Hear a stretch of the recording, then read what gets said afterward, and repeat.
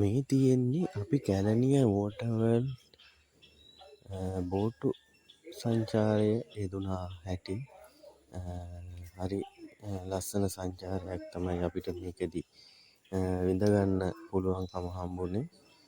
මමයි අපේ සචිතුයි කවිතුයි ගෙදර කට්ටිය තමයි මේ බෝට්ටු සවාරියට එකතු වුණේ.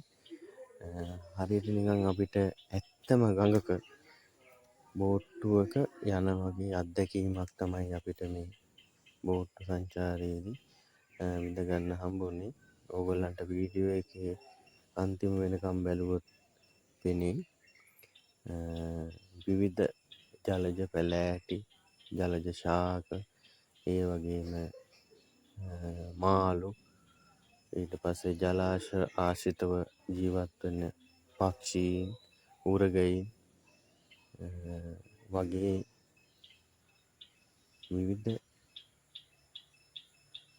ජලාශාශ්‍රිත ජීවත් වන සත්තු අපිට මේ සංචාරයේදී බලා ගන්න පුළුවන්කම හම්බුණා. අපි ඇත්තටම ලොකු අත්දැකීමක් මේක. බොහොම ලස්සන සංචාරයක්. හරි විනෝදයෙන් හරිම ආසාවෙන් අපි ගියපු සංචාරයක් තමයි මේ බෝට්ටු සංචාරය. හරි ලස්සන වීඩියෝ එකක්. ඕගොල්ලෝ වීඩියෝ එක ඉවර වෙනකම් බලන්න. අපිට වීඩියෝ කරගන්න පුළුවන් වුණා ටික. මම මේ වීඩියෝ එකට දැම්ම සම්පූර්ණ වීඩියෝ එකට. බලන්න හරි ලස්සන පරිසරයක් තියෙන්නේ.